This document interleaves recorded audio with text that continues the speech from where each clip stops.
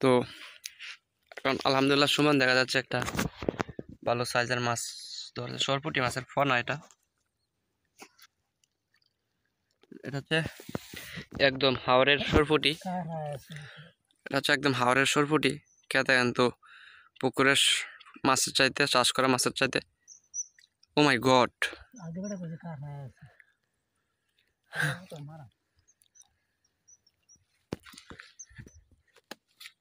আহ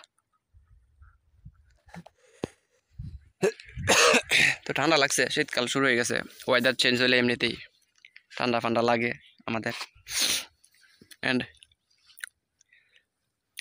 আমাদের যেটা বলতেছিলাম যে পুকুরের চাষ করা মাছ আর এই হাওরের মাছের মধ্যে দিন রাত তফাৎ। দিন আর রাতের মধ্যে যেরকম তফাৎ, মানে অন্ধকার আর আলো, ঠিক তেমনই। কারণ চাষ করা মাছ খেতে বেশি একটা মজা নাই, বা তেলতেলা হয়, সুষ্ঠুপুষ্ট হয়। আর হাওরের মাছগুলো সুষ্ঠুপুষ্ট কম হইলেও খেতে অনেক মজা, গন্ধ হয় বেশি। কি কস মন? সুস্বাদু। এবং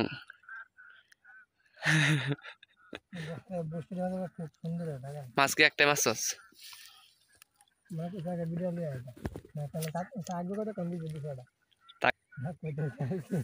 তাক মাং কেরে কিছু হইব কেরে এবার হেন হেন বাসা কি দিদি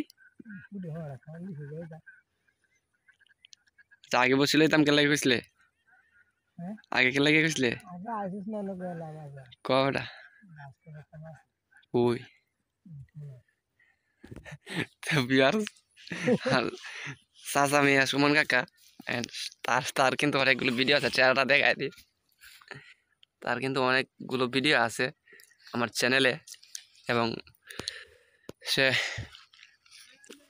একটা স্মার্ট বয়। তো সে অলরেডি একটা মাছ মারছে, বড় মাছ, যেটা এখন আমি আপনাদের সাথে রিভিল করব। তো এই লোকটা গেলে পরে আমরা মাছটা দেখাবো, কারণ এই লোকটা যদি থাকে আর আমি যদি মাছটা নিয়ে দু একটা কথা বলি, তাহলে হয়তো সে শুনে ফেলবে। এবং বর্তমানের মানুষ একটা কোনো জিনিস শুনলে লোকায় রাখতে পারে না, আর 10 জনকে শুনিয়ে দেয়। তো আপনারা একটু ওয়েট করেন, আপনাদেরকে দেখাই এখানে মাছের খাবার।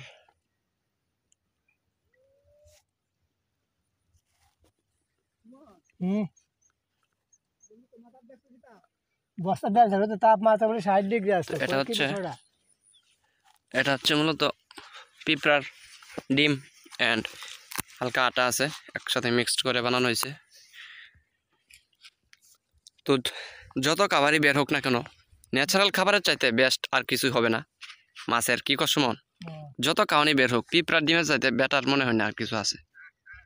পিঁপড়ার ডিম হচ্ছে প্রসিদ্ধ একটা খাবার, আর বর্তমানে অনেক খাবারই বের হয়েছে মাছের মশলা, লাল পানি, কালা পানি।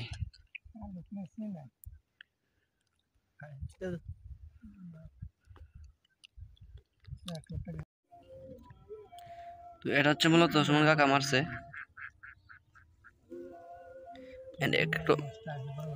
একটু আগে যেটা দেখলেন, তো সেটা হচ্ছে মিস্টেক হয়ে গেছে।